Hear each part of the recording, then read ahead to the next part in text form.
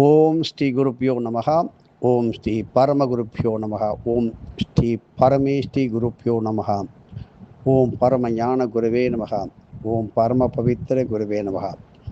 எல்லாம் அல்ல சாக்தா உபாசனையிலே மிக கைத்தேர்ந்த வல்லமை பெற்ற பல கோடி மகான்கள், சித்தர்கள், யோகிகள், ஞானிகள், மும்மூர்த்திகள், தேவாதி தேவர்களில் தலை சிறந்து விளங்கியவர்களில் ஆதிசங்கர் பகவத்பாதால் முதல் நமது வாத்தியார் வரை இன்னும் பல கோடி சித்தர்கள், மகான்களை பற்றி சொல்லிக்கொண்டே போகலாம். ஆனால் நாளை நமது வாழ்க்கைக்கு என்னையா முக்கியம்? சஷ்டாஷ்டக தோஷம். சஷ்டாஷ்டகம் என்ன என்றால் என்ன? உங்களுக்கு தெரியும். உங்களது ராசியிலிருந்து, இது ஆண்களும் பெண்களும் கண்டிப்பாக பெற்றோர்களும் தெரிந்து கொள்ளுங்கள். உங்களது ஆண்களினுடைய ராசியிலிருந்து பெண்ணுடைய ராசி 8வது ராசியாக இருக்கலாம். அப்படி பெண்ணுடைய ராசியிலிருந்து ஆணுடைய ராசி 8வது ராசியாக இருக்கலாம். இது கணவன் மனைவியாக இருக்கலாம்.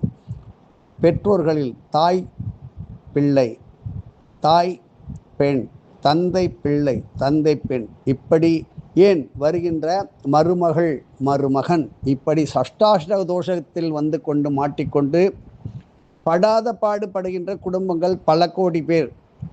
எல்லோரும் ஒருவருக்கு ஜாதகத்தை எடுத்து விட்டோம், ஜோதிஷத்தை சொல்லிவிட்டோம், இன்றைய ராசி பலன்களை சொல்லிவிட்டோம் என்று சொல்லிக்கொண்டு தான் இருக்கின்றோம். அதை கேட்டுக்கொண்டு தான் இருக்கின்றீர்கள். அன்றன்று தினமும் ஒரு தின காலண்டர், டெய்லி ஷீட்டை கிழித்து கொண்டு தான் இருக்கின்றோம். நேற்று நடந்ததை பற்றி நினைப்பதில்லை. இன்று எப்படி இருக்கும் என்று ஒரு நிமிடம் நிறுத்திவிட்டு வண்டி ஓடுகின்றது, வாழ்க்கையின் கடைக்கோடிக்கு ஓடிவிட்டு ஒன்றும் இல்லாமல் கடைசியில் அம்போ என்று நிற்கிறது. இதுதான் இன்றைய நிலை. இது யதார்த்தம். யாரையும் குறை சொல்கிறேன் என்று நினைக்கக்கூடாது. உதாரணமாக ஒரு மருத்துவர் இருக்கின்றார் வச்சுங்களேன். இன்னைக்கு அவருக்கு சந்திராஷ்டமம். மருத்துவம் செய்யக்கூடாது, கவனமாக இருக்க வேண்டும். எதையானு கொண்டு போய் நம்மளை இழுத்து விட்டுரும். பயணங்கள் போகக்கூடாது. உதாரணமாக இது எல்லோருக்கும் பொருந்தும்.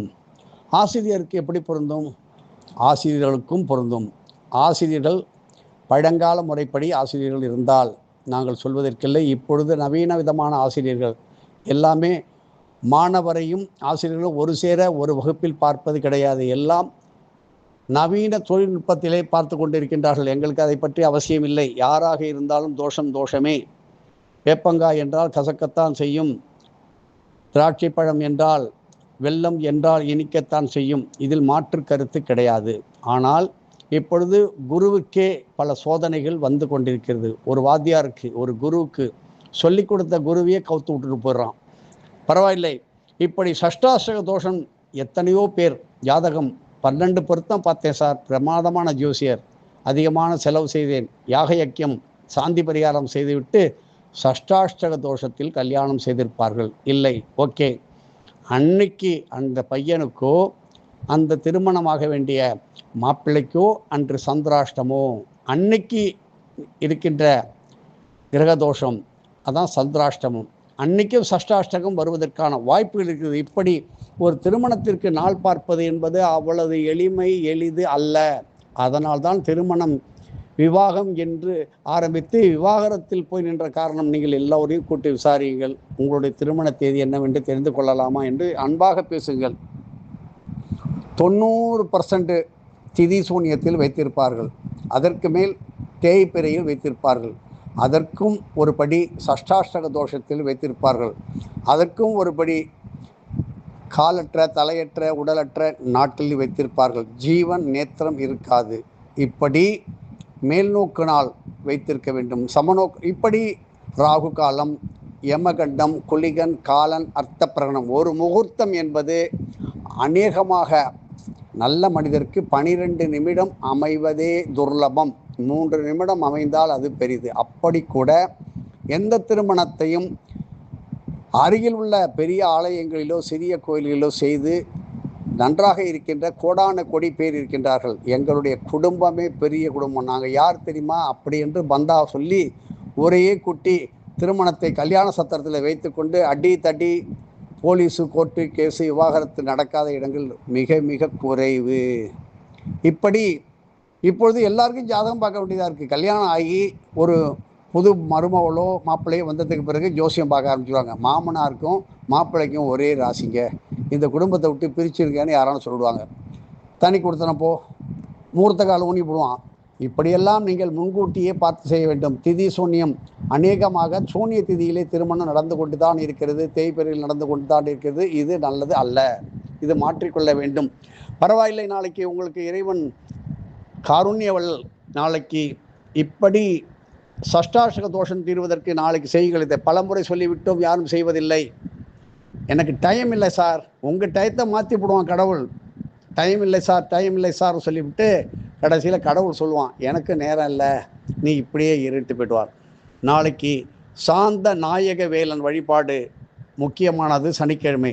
இப்படி தான் ஒவ்வொரு இல்லத்திலும் என்ன பெரிய படித்த வேதம் ஞானம் எல்லாம் படித்த குடும்பத்திலே இது நடக்கின்றது. இது ஆண்டி முதல் அதிகார வர்க்கத்திலும் நடக்கின்றது. அருகில் உங்கள் பக்கத்திலே வேலை செய்கின்றவனுடைய ஜாதகம் உங்களுக்கு வேலை செய்யும். அவர் வந்தார் சார், அந்த அதிகாரி வந்ததுக்கு பிறகு இந்த ஆஃபீஸே ஒரு களை கட்டி இருக்கும்பாங்க. காரணம், அதில் ஒரு ரகசியம் இருக்கிறது. இந்த பாவி வந்தான் ஐயா, இந்த செக்ஷனே நாசமாக போயிட்டு, அதிலும் ஒரு காரணம் இருக்கிறது. இப்படி கண்டுபிடிப்பதற்கு எளிய முறையில் தெரிந்து கொள்வதற்கு ஒரு சர்க்குரு தேவை என்பதை மறுபடியும் சொல்லுகிறோம். கடையில் விற்கின்ற புத்தகத்தையோ ஓரிரு நிமிடங்களிலே ராசி பலன் பார்ப்பதிலோ எந்த கதையும் வேகாது. இப்படி ஒரு மனுஷனுக்கு வரக்கூடிய துன்பங்கள் மலை அளவாக இருந்தாலும், அதை குருவருளால் கடுகளவாக இருந்தாலும் அதை குருவருளால் தீர்ப்பதற்கு நமது இந்த புண்ணிய பாரதத்திலே எத்தனையோ திருத்தலங்கள் கோவில்கள் உண்டு, தெய்வீக வழிபாட்டு முறைகளும் உண்டு. நம்பிக்கையோடு செய்யுங்கள். இப்படி சில ஜாதகங்களை செவ்வாய் தோஷ ஜாதகம், சிலவற்றை நாகதோஷ ஜாதகம் என்றும் பல வகையான தோஷங்களை ஜாதகங்களில் நாம் பார்க்கின்றோம். அது யதார்த்தம்தான். உண்மையில் மனிதர்கள் முன்பிறவியில் செய்த தவறுகளை சுட்டி காட்டவே இப்பொழுது நவக்கிரக மூர்த்திகள் ஜாதக கட்டங்களிலே எழுந்து அருளி மக்கள் தாங்கள் செய்த தவறுகளை இப்பொழுதாவது உணர்ந்து அதை திருத்தமாக செய்வதற்கு உரிய வழிபாடுகளை கொள்ள வேண்டும். அதற்கு உறுதுணை செய்கின்றார்கள் யார்? சித்தர்கள், மகான்கள், உங்களது குரு. பொதுவாக ஒருவருக்கு ஜாதக ரீதியாக ஒரு கிரகத்தின் மகாதசை நடக்கும் பொழுது உங்களுக்கு தனியாக ஒரு மகாதசை, குரு தசை அப்படி நடக்கும் பொழுது அந்த மகாதசைக்கு புக்தி தசை, புக்தி நாயகனாக விளங்குபவர் அவருடைய ஜாதகத்தின் சாதாரணமாக சந்திரதசை நடக்கின்றது. அவனுக்கு சூரிய புக்தி நடக்கும்போது அந்த சந்திரனிலிருந்து சூரியன் 8ஆம் இடத்தில் இருந்தால், நன்றாக தெரியும், உங்களுடைய சூரியனும் சந்திரனும் 8ஆம் இடத்தில் இருக்கும் பொழுது, அப்படி நடக்கும் பொழுது அந்த ஜாதகத்துக்கு சஷ்டாஷ்டக அமைப்பில் இருந்தால் அந்த புக்தி காலம் ஜாதகருக்கு நன்மையே பயக்காது. இதையெல்லாம் யார் சொல்லி கொடுத்தா? உட்ரானோயா கதை இல்லை. எதையும் முழுமையாக ஆராய்ந்து அசலித்து பாருங்கள்.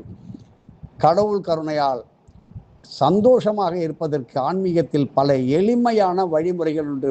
கடுமையான விரதங்கள், ஹோமங்கள், யாகங்கள், யக்ஞங்கள் செய்தும் பலன் இல்லாமல் இருப்பதை நாம் பார்க்கின்றோம். ஒரு சிறு கடுகளவு ஒரு காரியத்தை செய்து மலையளவு வெற்றி பெற்றவர்களையும் பார்த்து கொண்டுதான் இருக்கின்றோம். இப்படி திருமண பொருத்தம் பார்க்கும் பொழுது மாப்பிள்ளை பெண் ராசி அதிபதி இவர்களோ லக்ன அதிபதிகளோ சஷ்டாஷ்டமாக அமைந்தால் அதனால் பல குழப்பங்கள் கண்டிப்பாக எப்பொழுது வேண்டுமானாலும் ஏற்படும்.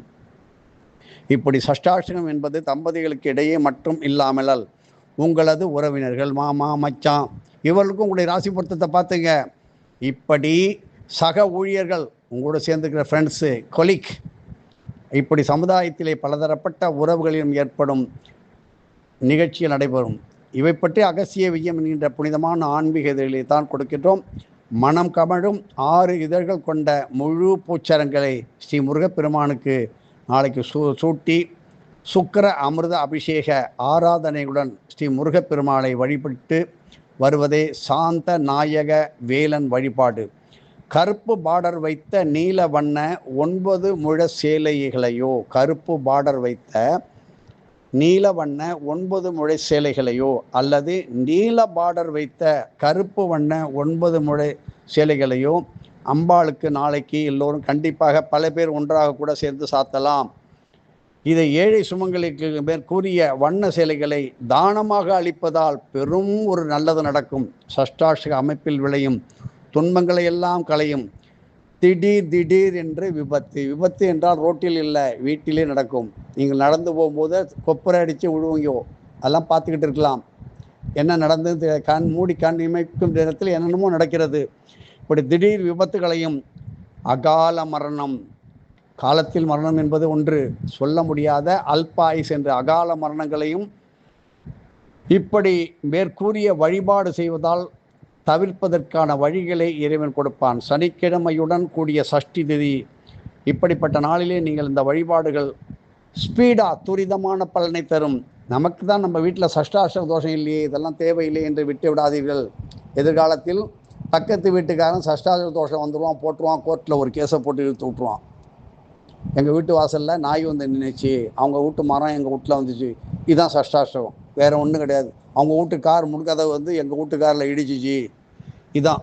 இப்படி திருக்கணித முறைப்படி நடப்பு பராக வருஷம் வைகாசி மாதம் 23ஆம் தேதி நாளை 6/6/2026 சனிக்கிழமை சூரிய உதயம் முதல் நள்ளிரவு 2:41 வரை இப்படி சனிக்கிழமையுடன் சஷ்டி சேர்ந்து வருகிறது.